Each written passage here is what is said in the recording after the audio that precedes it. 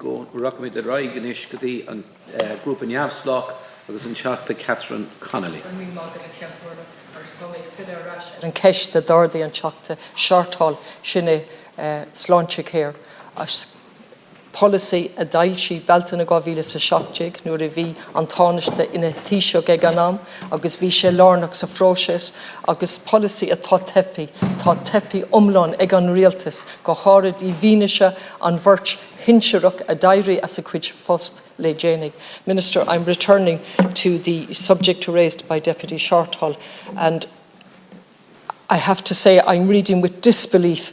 The resignations were shocking enough, but the manner in which the government has dealt with those resignations, and you've come in here today and you have minimised once again and put the blame on COVID. Let me say, in addition to housing, health was the biggest issue for all of us in the last 3 elections from 11 forward. I came forward in 16 and my group sent a member to the committee and they worked cross-party and produced the report. Rather than coming in continuously complaining, highlighting the deficiencies, which I'm acutely aware of in Galway City, we went with the cross-party report, which was finally produced in May 17. There were 46 key recommendations in many areas, one of them being the rollout of a regional framework. Since then, we have 2 senior resignations and a third one from Professor McCarthy down in the southwest. What did Tom Kane say when he retired? The requirements for implementing this unprecedented programme for change are seriously lacking. We don't quite know what Laura McGahey said, because when she met with the minister, it remained secret with the minister, although the minister, when he came out, is reported as saying he described the meeting as a standard meeting around issues and looking at various elements of the ongoing reform. That was the comment made in relation to his meeting with Laura McGahey. You said today that there was a meeting with Tom Kane. When did that take place? When did it take place? Are there minutes of that meeting? Because I understand that gentleman is out of the country. I come from Galway City, and many people have suffered and are suffering as a result of public-private medicine, as the failure to invest in public medicine, and this was to be the blueprint, as Deputy Shorthall said, for reform. I have repeatedly pointed out that it's unusual for doctors and consultants to write to us, but they have in Galway, to tell us the extraordinary list of a long list of people waiting, for example, the word has escaped me, in relation to bones and breakages. And I say that because I've lost my train of thought, because so much has happened in that time. 2 theatres went out of action in 2017. I understand they're now being built, orthopaedic surgery, and they're now being built now. So rather than me coming in here on a regular basis talking about trolleys and talking about long lists and letters from doctors and letters from union prior to the COVID telling us the delicate state of the health system, could you please explain to us today what you have done as a government in relation to the 2 senior resignations and the third one from Professor McCarthy in the South West? Deputy, for raising this issue as well. And Deputy, I mention COVID-19 not as an excuse, but as a reality. The reality is 5,179 people have died in Ireland with COVID-19. That is a reality. There have been points over the last 18 months when our system was under real strain, and we got through that thanks to the heroic work of our frontline workers in the HSE and allied health professionals and others working across the system. But despite that extraordinary strain, which is, we hope, a once-in-a-century level of strain that any health system would have to withstand, we have made real progress.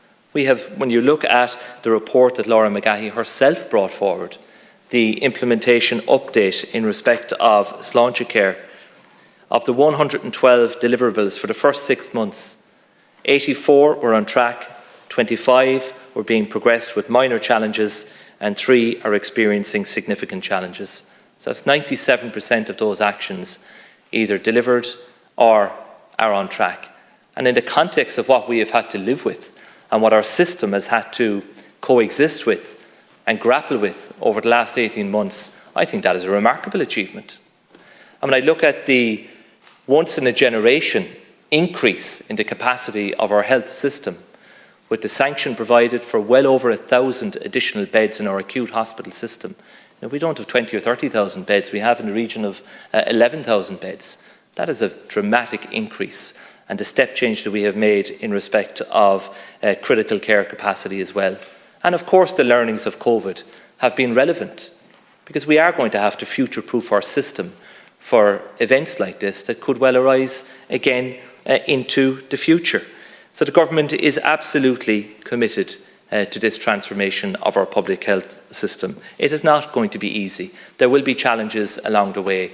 And of course we have to assess the reasons why these resignations took place, and that is why the Minister has had direct discussions with Laura McGahey and with Professor Tom Keane, and has met with the Slainte Implementation Advisory Council. And in the forthcoming budget, you will see a further manifestation of this government's commitment to delivering on those reforms. Change isn't easy, but it's certainly not easy when you're living with a global pandemic that has taken over 5,000 lives in this country.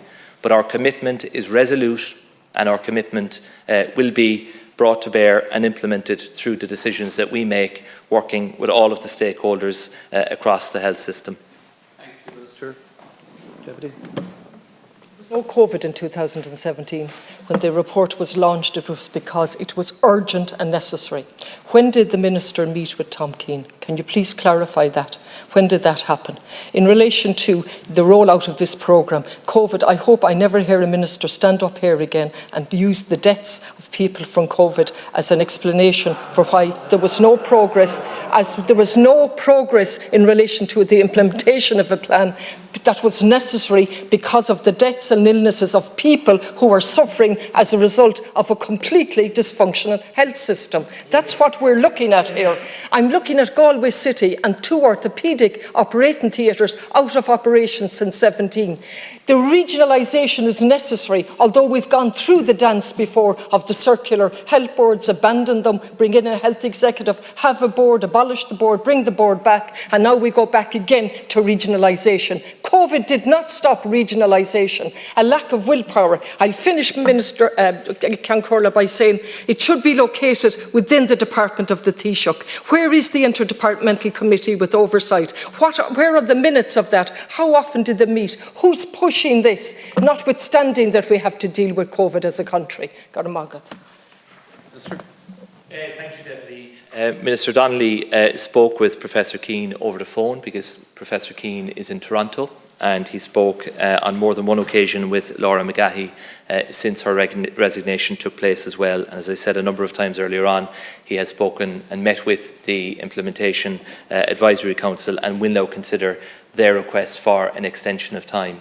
But we'll consider that in the context of the consideration of what we need to do to strengthen the governance arrangements in respect of Slainte implementation, because we are absolutely determined to get this right and to ensure that that governance is as strong as it needs to be, and that any obstacles and any roadblocks that are there within the system, because they're not at a political level, that they are removed.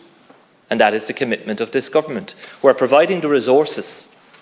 Why would you think that we do not want to implement this? We absolutely do, and I think the increase in the capacity that we've provided in our system lays a very solid foundation for those reforms, because that has been, I believe, the single biggest weakness in our system over the last couple of decades, has been that lack of capacity.